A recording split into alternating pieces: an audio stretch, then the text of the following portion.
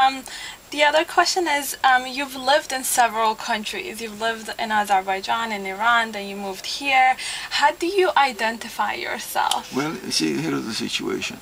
I was born in Baku, Russia. My accent is a Russian accent. Okay. It's a Russian accent. Now, when I speak Farsi, I have no accent. Oh, okay. When I speak Russian, I have no accent.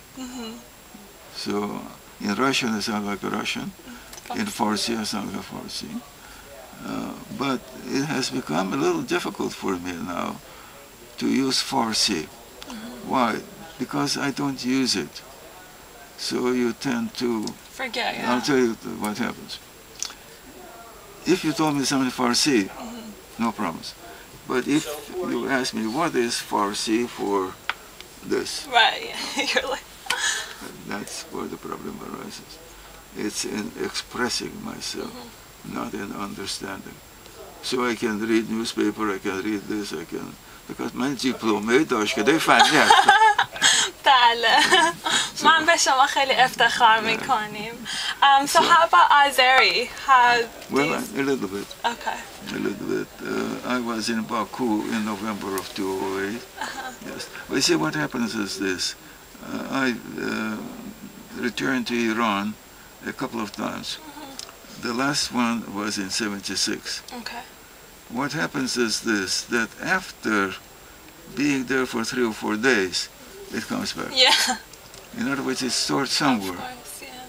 but not readily accessible. Like things, if you don't use something, you store them far away. And do you go back to Azerbaijan? Well, Azerbaijan, no. No, you haven't been back. In fact, I've never been to Tabriz. Oh, no. I've never been Okay. to Iranian Azerbaijan. I've never been there. I was in Russian Azerbaijan. Yes. Baku, yeah. Baku and so forth. Yeah. So since coming to the United States, I visited Iran twice, Right. but the last time '76, and I visited since leaving Baku. I visited also twice. One is '65, and the other one 2008. Great. How was it? Did you go back? Was it changed a lot? Baku is a beautiful city. Of yes. course, yes. Baku is a beautiful city, and I was treated very well. They took me to a school where I was a student, and it was very nice. And all the students, children were there, and so forth. And I met with the president of Azerbaijan, with ministers and this and that. So it was a warm welcome. Great. Yes. So they want to then change the name of it.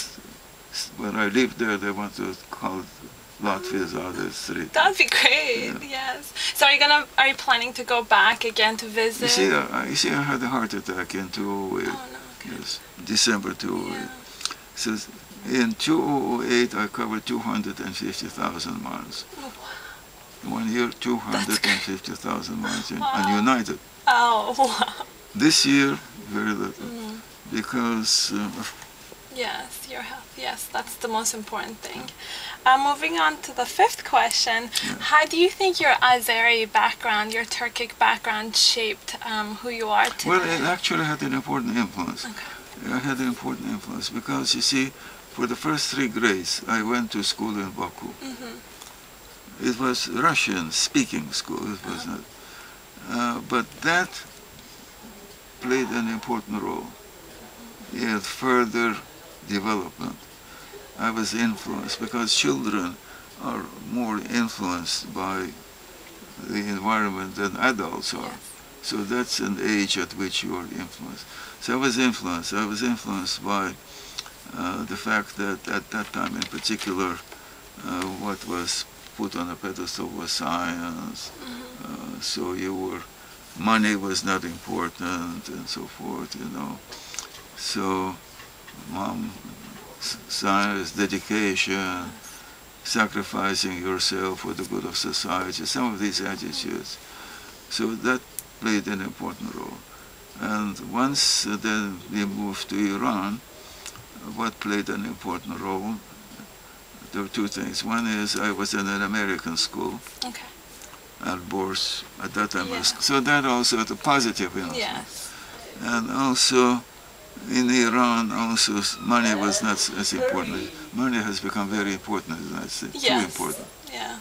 Did you see what I wrote in 1997 called Commencement Address? No. I'll send it to you. That'd be great. I talk about the situation here. And so the culture here has become too money-oriented. Television programs, all money, advertising this. Yeah, that's true. Not good. It's not. That was a different culture. The values were different. Yeah. The values here have changed also a lot. Yes. And our last question is, how do you think your achievements have affected the Azeri youth, the Iranian youth, Azerbaijani youth?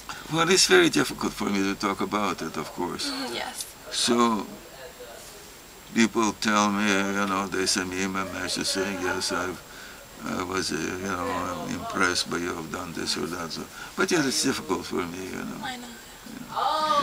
What's your advice? But let me tell you one thing, Okay. as I said already, I do not consider myself to be a role model.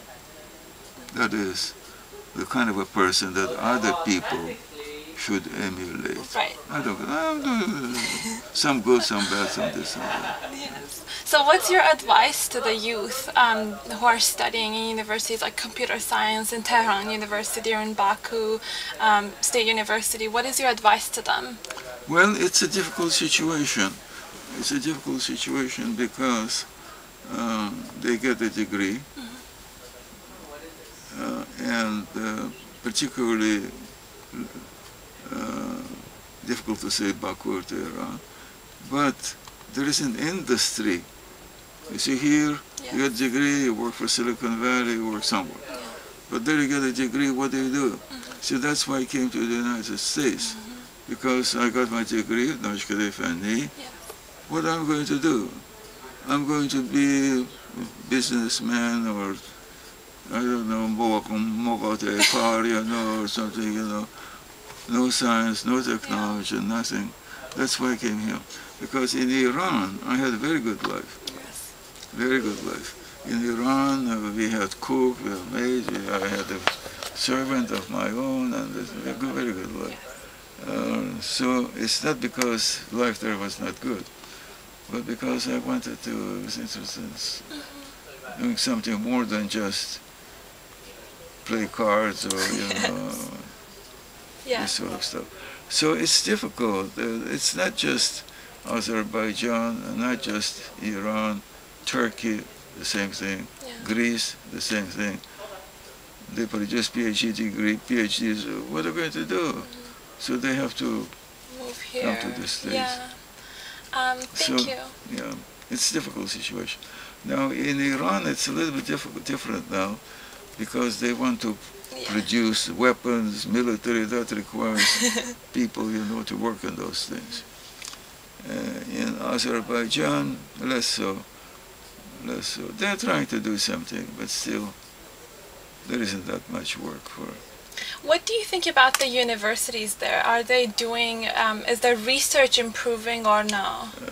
Well, if you talk about Azerbaijan, during the Soviet times, they did a lot. So what they do now is inherited from Soviet times. For example, I have a collaboration with Professor Rafiq Aliyev. He's doing very good work in Azerbaijan. But he was brought up during the Soviet times. So today, it's a difficult situation. Minister Ali Abbasov, communications, he is trying to do something. Okay. They're providing some support. Okay, that's good. But it's a difficult situation. Of course. Difficult situation. That's why a lot of students who study, they come here, later on go to graduate school. I get many messages from Iran in particular, saying I would like to come and study and so forth. I know. Are you ever thinking of going back to Iran to visit, or? Well, because of I know, not at this point. But But I always, you know, very fond of Iran, Iranian people, and so forth. But at this point, I don't plan to travel abroad. Now, maybe things will change, but at this point. Yeah. Thank you so much for your time. It Thank was you. a pleasure to do this interview. I will give you the copy of And the I will Birlik. send those things to you. Yes, thank you so Charming much. lady, my dear. Thank you so much.